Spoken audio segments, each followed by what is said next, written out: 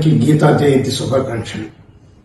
భగవద్గీత పేరు వినని వారు ఎవరు ఈ ప్రపంచంలో ఉండరని నమ్మకం. ముఖ్యంగా భారతదేశంలో భగవద్గీత అంటే ఈ మార్గశిర మాస శుద్ధ ఏకాదశి రోజున, అంటే కురుక్షేత్ర యుద్ధ ప్రారంభం రోజున శ్రీకృష్ణ పరమాత్ముడు అర్జునుడికి బోధించాడని గ్రంథాలు చెబుతున్నాయి. అందుకని దీని గీతా జయంతిగా, అంటే గీత ఉద్ధరించే రోజుగా మనం చెప్పుకుంటుంటాం.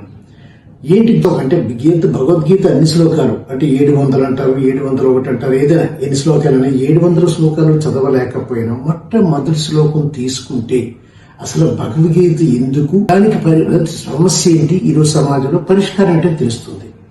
మీకు ఈరోజు ఏంటంటే మొట్టమొదటి తీసుకుంటే ఏంటంటే ధర్మక్షేత్రే కురుక్షేత్రే సమవేతాలు యుత్సవ మామకాక పాండవాచైవ అంటాడు. అంటే ఆ రెండో నిమిషం మామకాక పాండవాచైవ, అది అసలు సమస్య. ఇప్పుడు సమాజాన్ని పట్టి పీడిస్తున్న సమస్య ఏదంటే మామకాక పాండవాచైవ. మామకాక పాండవాచైవ అంటే మామకాక మా వాళ్ళు అంటే మరియు పాండవులు, నా వాళ్ళు మరియు పాండవులు. అంటే నా వాళ్ళు అంటే ఎవరు? ఇది ధృతరాష్ట్రుడు చెప్పిన శ్లోకం. భగవద్గీతలో మొట్టమొదటిది ధృతరాష్ట్రుడు సంజయుడిని అడిగిన శ్లోకం అంటే ఏమంటాడు ధృతరాష్ట్రుడు? నా వాళ్ళు అంటే ఎవరు? కౌరవులు. మరియు పాండవులు అంటే పాండవులు బయటి వాళ్ళు. ఇక్కడ రెండు సమస్యలు ఉన్నాయి. ఏంటి అంటే మొట్టమొదటిది ఏంటంటే ధృతరాష్ట్రుడు ఆ రాజ్యాన్ని చక్రవర్తి, ఆ సామ్రాజ్యానికి చక్రవర్తి. మొత్తం తన దేశంలో ఉన్న ప్రతి పౌరుడిని కూడా తన సొంత బిడ్డలా చూసుకోవాలి. ఇక్కడ పాండవులు కూడా అదే దేశంలో ఉన్న వాళ్ళే, మరి వాళ్ళని పరాయి వాళ్ళగా చూడకూడదు, తన బిడ్డలుగా చూసుకోవాలి. అది మొట్టమొదటి తప్పు. అయితే ఇక రెండో సమస్య ఏంటంటే, రెండో తప్పు, పాండవులు ఎవరు? తన సోదరుడు కుమారుడు. తన సోదరుడు ఉన్నాడా? లేడు. అంటే చనిపోయిన సోదరుడు కుమారుడు. మన భారతీయ సాంప్రదాయం ఏంటంటే ఒక కుటుంబంలో తన సోదరుడు గాని సోదరి గాని చనిపోయినప్పుడు వారి పిల్లలను కూడా మన పిల్లల్లాగే చూసుకుంటాం. ఇది రెండో తప్పు. అంటే మొదటిది తన దేశంలో ఉన్న పౌరులైన పాండవుల్ని పరాయి వాళ్ళుగా చూడడం, తన కొడుకుల్ని తన వాళ్ళుగా చూడడం. రెండో సమస్య ఏంటంటే తను చనిపోయిన తన సోదరుడు కుమారుల్ని పరాయి వాళ్ళుగా చూడకూడదు, చూశాడు. అంటే ఎందుకంటే రెండు తప్పులు ఎందుకు చేశాడు ధృతరాష్ట్రుడు అంటే స్వార్థానికి పరాకాష్ట. అతను స్వార్థం అనేది ఏంటంటే పెరిగిపోయింది. ఎంత పెరిగిపోయిందంటే అది నివారించడంతగా వెళ్ళింది అనమాట. ఇది అసలు సమస్య. అంటే ఇది ఒక ధృతరాష్ట్రం అనుకోకండి. ఈ రోజు ఈ సమాజంలో ధృతరాష్ట్రులు ఎక్కువగా ఉన్నారు. అంటే ఈ స్వార్థానికి పరాకాష్ట చేరింది కాబట్టి ఇది సమస్య. ఈ సమస్య ఇదే శ్లోకంలో సమస్య ఉంది. ఈ శ్లోకంలో పరిష్కారం ఉంది. ఆ పరిష్కారం ఏంటంటే మొట్టమొదట 4 పదాలు తీసుకోండి. ధర్మక్షేత్రే కురుక్షేత్రే అంటే ధర్మక్షేత్రే కురుక్షేత్ర, దాన్ని మీరు క్షేత్రే క్షేత్రే ఆ 4 పదాలని మార్చండి. క్షేత్రే క్షేత్రే ధర్మం కురు అంటే ఏంటి? ఇక్కడ సమస్య ఏమొచ్చింది? మామకాక పాండవాచైవ అంటే నా వాళ్ళు మరియు పాండవులు ఉన్నారు. అంటే స్వార్థానికి అది పరాకాష్ట అని చెప్పుకున్నాం.